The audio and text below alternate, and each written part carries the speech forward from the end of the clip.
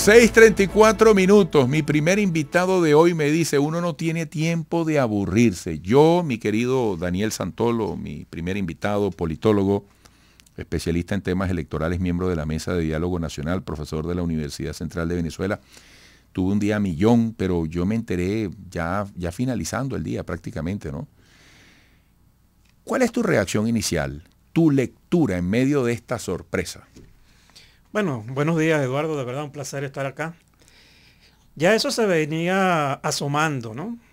Tengo entendido que ya en la discusión que se dio, la última discusión que se dio en México, el gobierno y un sector de la oposición habían puesto sobre la mesa buscar la manera de cambiar al Consejo Nacional Electoral.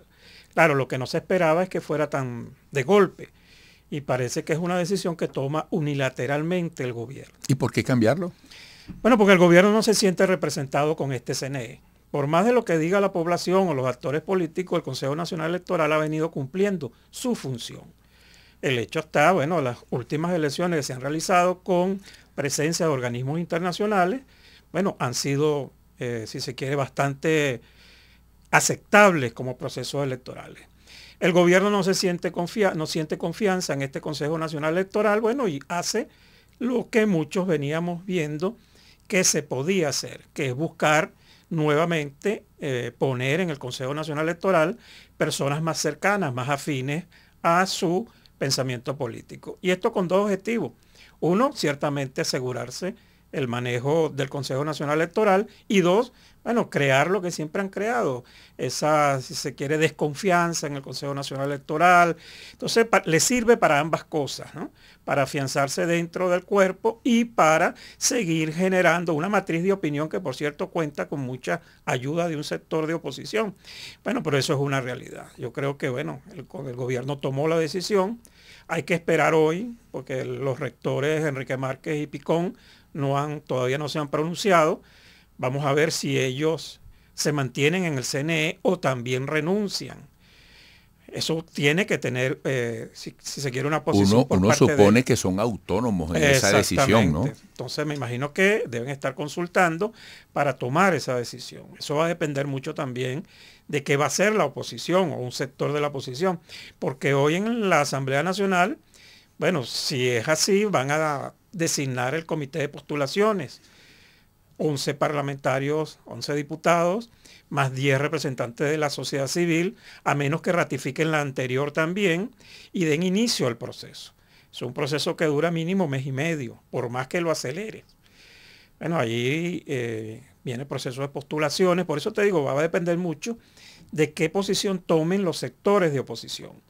Porque si estos dos rectores renuncian, bueno, se tendrá que inmediatamente buscar la manera de participar en esas nuevas postulaciones, tratar de llevar allí a rectores que representen a la gran mayoría del país y avanzar en eso. Yo no veo otra situación. Por supuesto, eso deja a la política ahorita, como te decía al principio, bueno, de verdad que uno todos los días se sorprende cuando una cosa es otra. El gobierno avanza atropellando, el gobierno no se detiene, tiene un plan claro, llegar a sus elecciones presidenciales de la mejor forma posible.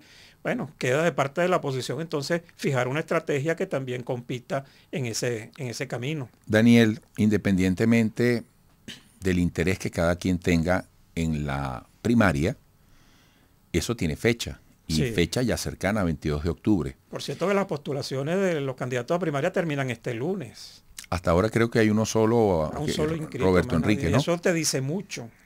Ahora fíjate, esta noticia, ¿de qué manera puede incidir en el ambiente próximo y de llegada a ese 22 de octubre?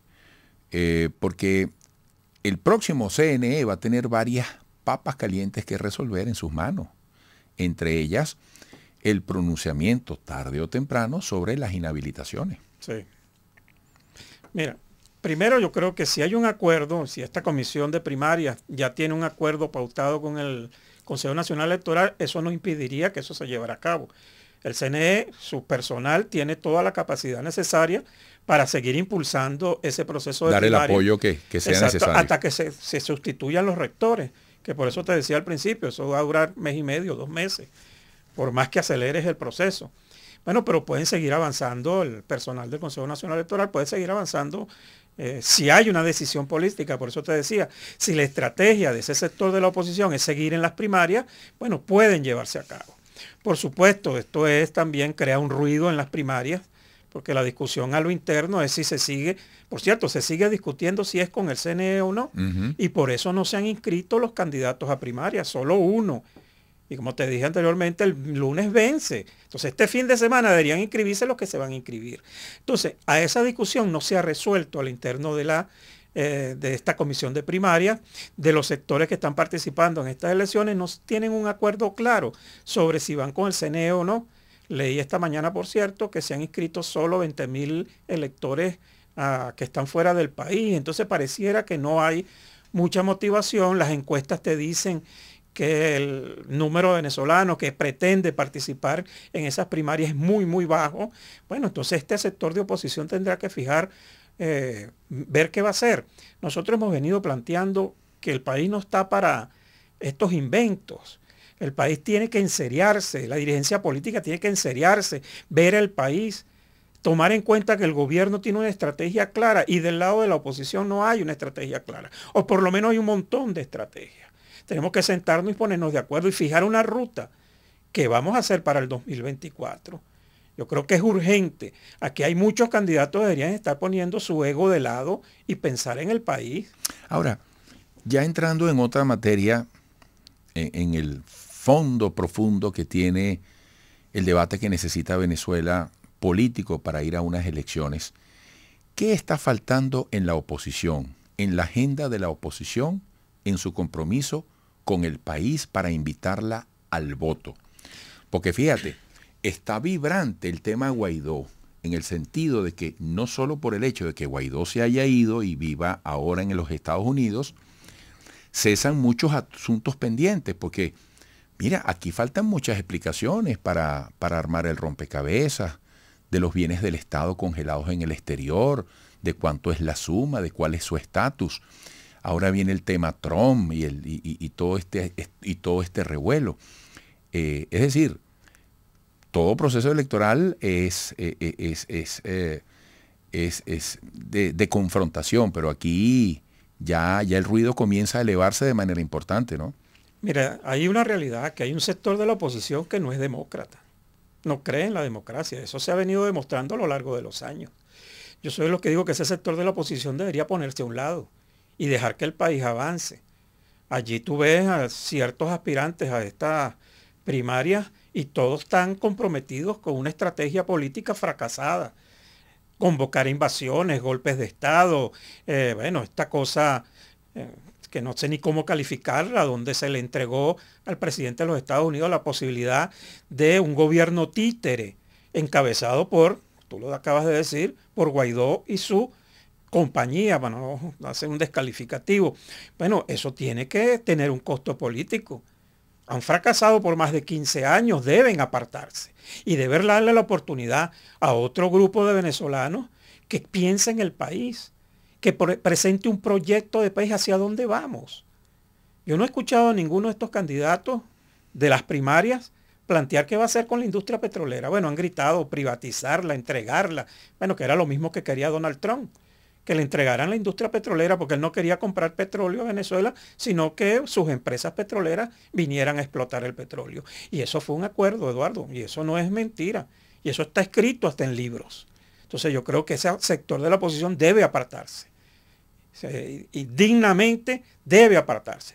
Y darle la posibilidad a otro sector de la oposición, a otros venezolanos, que los hay con muchas, si se quiere, autoritas, para empezar a darle la cara al país, hacer un planteamiento de aquí al 2024 que motive a la gente, que emocione a la gente, que le diga que sí es posible un gobierno de inclusión, donde capamos todo, donde podamos resolver uno de los grandes problemas que tenemos, el problema de la pobreza.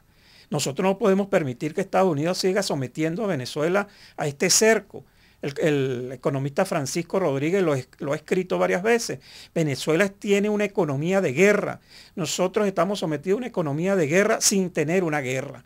Y todos los efectos de esa política de Estados Unidos hacia Venezuela, bueno, ha generado parte de esta tragedia. No vamos a exculpar al gobierno, que tiene su culpa, pero estos últimos 3, 4 años, bueno, la destrucción del país viene de afuera. Y el diálogo de la mesa de México, que antes estuvo en otros países. Yo creo que el gobierno tomó la decisión de romper el diálogo con ese sector de oposición y está dialogando directamente con los Estados Unidos. Parece que ya no les resulta el puente que tenían con este sector. Y yo creo que es hasta lo más sano, dejar que la oposición resuelva, dejar que la oposición tome, bueno, y conversaciones con el gobierno las hay. Lo que pasa es que hay algunos que se reúnen a escondidas, con capuchas, y otros lo hacemos abiertamente. Nosotros no tenemos ningún problema de sentarnos a dialogar con el gobierno para buscarle solución a los problemas del país. Daniel, se me agotó el tiempo, no me quiero poner naif, rosa, cursi, pero siempre en un proceso electoral hace falta el encantamiento, el enamoramiento honesto, la ilusión. Las elecciones son cosas que mueven el sentimiento. Claro, ¿tú crees que hay chance de que eso pase de aquí a las presidenciales? Claro que ¿Sí va a pasar? Sí. Sí puede pasar. Pero porque la gente luce, muy decepcionada. Porque no han conseguido a alguien que los motive, es verdad. Aquí la dirigencia política de que por años ha tratado de liderizar el país, bueno, el rechazo va por los 90%. Y es por los fracasos. Entonces, por eso tienen que apartarse y dejar que una nueva dirigencia política, bueno, asuma la conducción para ver si es posible derrotar al gobierno. Derrotar. Lo que pasa es que hay unos que se antojaron en derrocar al gobierno y no pudieron. Bueno, Daniel, muchísimas gracias. Hasta pronto. El tiempo se hace insuficiente. No, gracias a ti, Eduardo. Daniel Santolo, politólogo, especialista en temas electorales, miembro de la Mesa de Diálogo Nacional, profesor de la Universidad Central de Venezuela. Tú eres un hombre madrugador, me consta por el Twitter. Por cierto, me suspendieron la cuenta de Twitter, Eduardo. ¿Por qué?